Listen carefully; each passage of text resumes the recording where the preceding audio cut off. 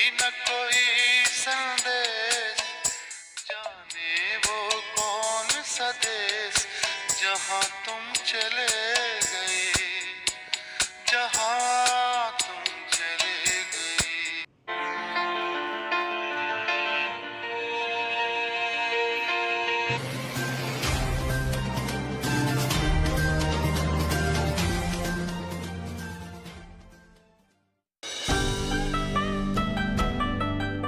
कहानी के रूप में एक दो घटनाएं मैं आपके सामने प्रस्तुत करूंगा कि एक समय की बात है। एक उस क्षेत्र के राजा थे, तो उनके पिता का देहांत हो जाता है।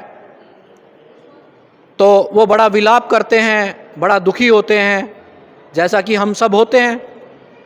तो हर कोई सोचता है कि अपने जो प्रियजन हैं उनका अंतिम संस्कार कुछ ऐसी विधि से करें कि उनको सीधा स्वर्ग मिल जाए। हर किसी की ये इच्छा होती है।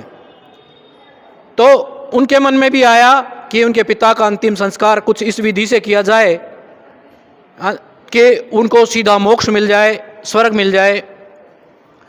तो उनको पता लगा कि उस शहर से, उस गांव से भगवान बुद्ध गुजर रहे हैं, जा रहे हैं। तो किसी ने बताया कि भगवान बुद्ध के पास जाओ, वो आपकी समस्याओं का समाधान करेंगे। तो भगवान बुद्ध के पास गए, उन्होंने हाथ जोड़कर उनसे प्रार्थना की कि हे भगवान, मेरे पिता का देहांत हो चुका है और देहांत के बाद की जो क्रिया है, जो क्रियाक्रम है, वो मैं चाहता हूँ कि आप करो। तो भगवान बुद्ध जानते थे कि इस समय अगर मैं उनको समझाऊंगा तो उनके समझ में नहीं आने वाला। तो उनका एक समझाने का अपना एक अलग ही तरीका था। तो भगवान बुद्ध ने कहा कि दो बड़े बड़े मटके ले लो और मटके लेके जब आप आओ तो एक मटके में कंकर और पत्थर डाल के ले आना और उसके ऊपर कपड़ा ढक के बांध के ले आना, और एक घड़े में घी बंद करके, घी भर के उसको कपड़ा से बांध के उसको लेके, और जो गांव के किनारे जो नदी है उस नदी के पास आ जाना। समय निश्चित हो गया, उस समय पे आप आ जाना। अब वो दोनों घड़े लेके, एक में कंकर पत्थर और एक में घी, दोनों घड़े लेके वो पहुंचते हैं जहां भगवान बुद्ध ने बताया था, उसी जगह। तो पहला घड़ा बोलते हैं भगवान बुद्ध कि इस घड़े को डालो इस नदी में, और डाल के, और उस घड़े में कंकर और पत्थर थे, डाल के बोलो इसको, घड़े को एक डंडे से तोड़ना है। वो घड़े को डाला और उन्होंने एक डंडा मारा उस घड़े को। तो जितने भी कंकर पत्थर थे वो घड़ा टूटने के बाद उसके जो पानी जो तैर रहा था उसकी तलहटी में बैठ गए। तो भगवान बुद्ध ने कहा कि जितने भी पूजा पाठ या क्रियाक्रम, जितने भी पंडित पुरोहित हैं, आप उनको बुलाओ और वो पूजा पाठ कराओ। और पूजा पाठ करने से क्या ये जो पत्थर जो नीचे बैठ गए हैं नदी में, क्या ये पत्थर कंकर ऊपर आ सकते हैं? तो बोला महाराज ऐसा तो हो ही नहीं सकता भगवान, कंकर पत्थर तो पानी से भारी हो तो नीचे ही बैठेंगे।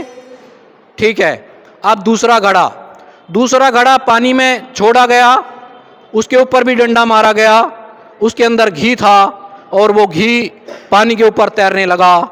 और फिर भगवान बुद्ध ने कहा जो भी पूजा पाठ क्रियाक्रम तुम करना चाहते वो करो, और क्या उस क्रियाक्रम से, पूजा पाठ से वो जो घी है वो पानी की तलहटी में बैठ सकता है? वो बोला भगवान ऐसा तो हो ही नहीं सकता, घी तो पानी से हल्का है, वो पानी के नीचे बैठ ही नहीं सकता। तो भगवान बुद्ध ने समझाया कि मैं तुम्हें यही समझाना चाहता था कि जीवन में जो भी काम जो आपने पुण्य कर्म किए हैं तो आप सीधा ही आपका मोक्ष होने वाला है, जिसको हम अपनी भाषा में स्वर्ग कहते हैं, कि स्वर्ग पे जाने वाले हैं। और अगर आपने जीवन में कंकर पत्थर जैसे बुरे काम किए हैं तो आपका अंत ऐसे ही होना है, मतलब आपका मोक्ष नहीं होने वाला है। ये उनके समझाने की प्रक्रियाएं थी। इस तरह से छोटी छोटी चीज़ों से वो समझाते थे। एक छोटी सी कहानी मैं और कहना चाहूँगा। जैसे हमने धूप या अगरबत्ती लगाते हैं, जैसे हमने भी लगाया था, ये धूप या अगरबत्ती जिस दिशा में हवा चल रही है, जैसे हमने धूप लगाया, अब हवा अगर पूरब की दिशा की तरफ बह रही है तो ये धूप और अगरबत्ती पूरब की दिशा में ही जाएगी, इसकी खुशबू। मैं ठीक बोल रहा हूँ? आप मेरी बात से सहमत हैं?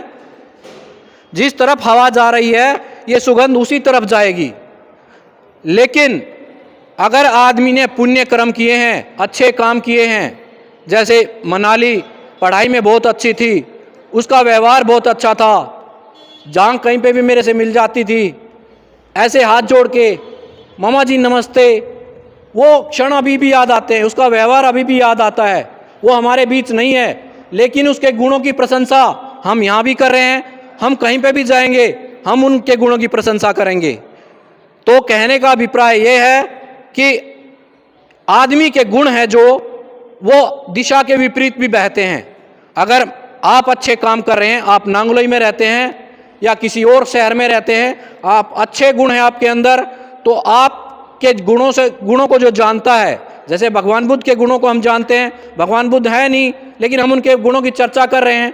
ऐसे ही कहने का मतलब ये है कि आदमी गुणी होता है, गुणों से संपन्न होता है, तो उसकी चर्चा दिशा के विपरीत भी होती है। मतलब हर दिशा में आदमी जहाँ जहाँ भी उसके गुणों को जानता होगा, उनके गुणों का चर्चा करेगा, प्रचार करेगा, प्रसार करेगा। बस मैं यही बातें आप लोगों से कहना चाहता हूँ। और एक छोटी सी विनती और है, जो उनके परिवार के लोग हैं, अगर आप कुछ दो शब्द कहना चाहें तो कह सकते हैं। अगर आप उनके कारवा को, जैसे बिटिया अब हमारे बीच नहीं रही है, किसी भी तरह से आगे आने वाले एजुकेशन के, क्योंकि आप लोग एजुकेशन से जुड़े हुई है पूरी फैमिली, तो एजुकेशन के मामले में कुछ ऐसा कार्यक्रम बिटिया के नाम से मेरी इच्छा है, दिली इच्छा है, कोई ऐसा कार्यक्रम, कोई ऐसा इंस्टीट्यूट, कोई ऐसी कोचिंग सेंटर ऐसा बनाने का कोशिश करे, ताकि वो जब भी हम वहाँ पे बच्चे पढ़ने आए या कोई भी बात हो तो हमारी बिटिया का जो नाम है वो चलता रहे, और वो हमारा उनको एक सच्चा ट्रिब्यूट होगा, मैं ऐसा मानता हूँ। परिवार का कोई भी साथी अगर आके कुछ अपने बात रखना चाहे तो मैं उनको आमंत्रित करता हूँ। जीजा जी कुछ बोलेंगे? हेमलता?